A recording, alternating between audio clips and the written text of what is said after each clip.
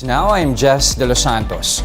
President Bongbong Marcos will make a state visit to China on January. Now, to tell us more about the trip, we have mobile journalist Julie Baiza reporting to us live from Malacanang. Julie, what exactly should we be expecting sa state visit na to ni Presidente sa China? What exactly are his objectives? Jess, isusulong ng Pangulo ang karapatan ng Pilipinas sa West Philippine Sea at magkakaroon ng iba't ibang mga business meetings with different Chinese businesses. Yan yung mga aasahan sa magiging pagbisita ng Pangulo sa China na tatagal mula January 3 hanggang sa January 5.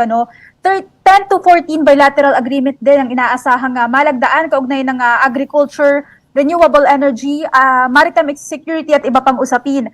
May 3 mahalagang Chinese officials din na makakapulong ang Pangulo, kasama dyan si Chinese President Xi Jinping na mag-host din ng banquet dinner after their meeting.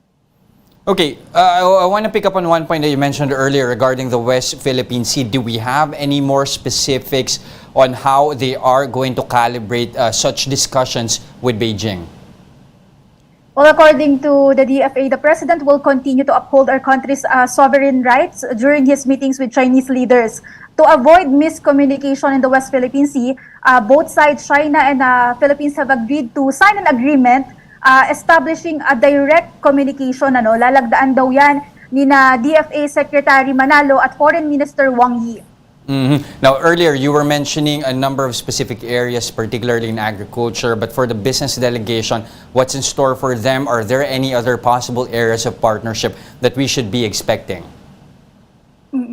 Inaasahang mag-uuwi ng malaking halaga ng business deals or investment deals ang Pangulo. Hindi pa na-disclose ng DFA yung halaga kasi they don't want to preempt daw the Department of Trade and Industry. But according to DFA, ilan dyan ay sa field or sector ng renewable energy, nickel processing at maging sa importation ng durian. Okay. And then lastly, of course, a major concern here, there's a new wave of COVID infections in Beijing. This despite the fact, that they have started to ease travel restrictions here. Ano yung magiging travel protocol for BBM, for PBBM, as well as for delegation? Kasama na kayo, ang media. For the Philippine delegation, magkakaroon ng bubble agreement. Ibig sabihin, limitado lang yung kikilusan at mananatili sa iisang lugar yung media delegation. Dahil mahigpit din sa China, kailangan ng RT-PCR bago yung bawat malalaking event na pupuntahan. Sakali raw na may mag-positive doon, kailangang sundin yung protocols and restrictions. Kailangang mag-stay or mag-isolate nung magpa-positive na miyembro ng delegasyon at kapag gumaling, sakaling mag-negative na siya, doon pa lang siya pwedeng bumalik sa Pilipinas. According to DFA, magkakaroon ng special facility for isolation para sa delegation, membro ng delegation na magpa-positive. Alright, given that, mag-ingat kayo dyan. Mag-ingat kayo sa inyong pagpunta sa Beijing. Again, maraming salamat for those updates. Mobile journalist Julie Baiza.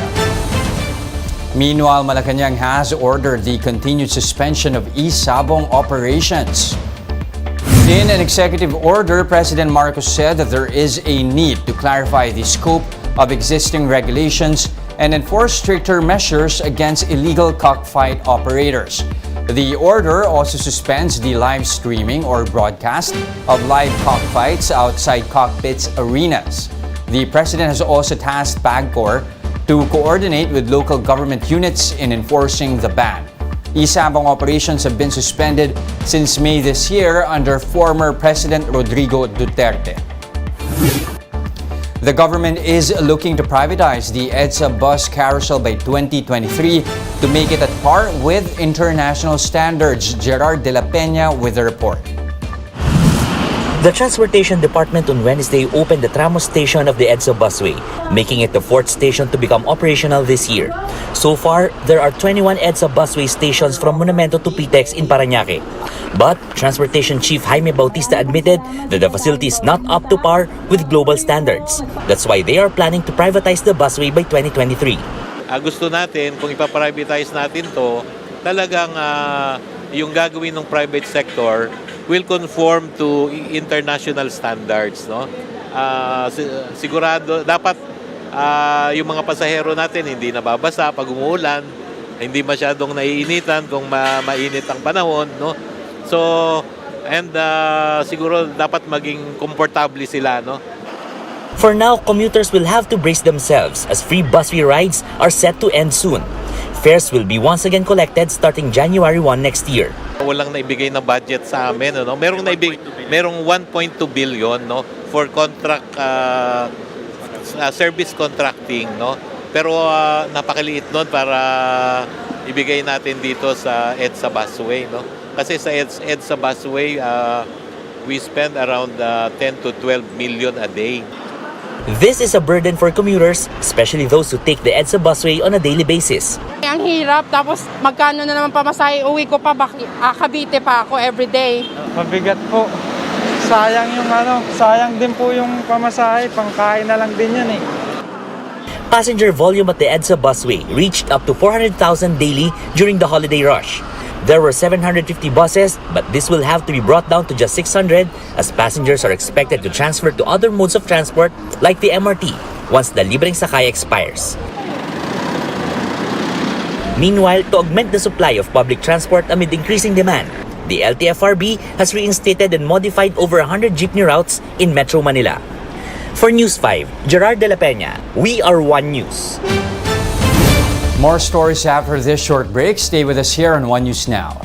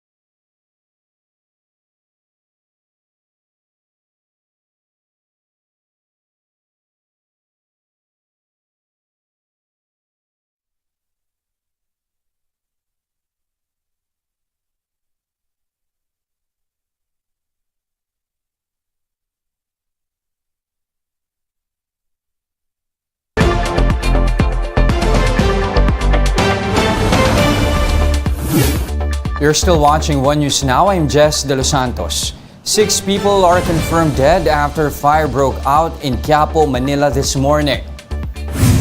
At least 30 houses also burned in Barangay 3H7 in Arlega Street in Quiapo. Initial reports state that the fire started at around 2 a.m. before reaching third alarm an hour later. Residents were forced to spend the night in evacuation centers. Apart from houses, the barangay hall and one daycare center were also destroyed. The Bureau of Fire Protection is still investigating the cause of the fire. Here's a quick look at today's other top stories. The Bangko Sentral ng Pilipinas sees inflation between 7.8% to 8.6% in December. The BSP forecast took into account higher electricity rates and more expensive commodity prices. The Philippines is set to receive its first batch of COVID-19 bivalent vaccines by the first quarter of 2023. The Health Department said that the shots will be procured through COVAX and other bilateral agreements. And the jackpot prize for Ultra Lotto 658 is expected to hit 512 million pesos for tomorrow's draw. This is after bettors failed to guess the winning combination in the draw last Tuesday. For more updates, visit News 5, the Philippine Star, and Business World online. Visit our website, onenews.ph. For more in-depth analysis, you can also catch One News on the Signal Play app. Register for a free account now at www.signalplay.com and stream One News live anytime, anywhere. I'm Jess De Los Santos. We are One News.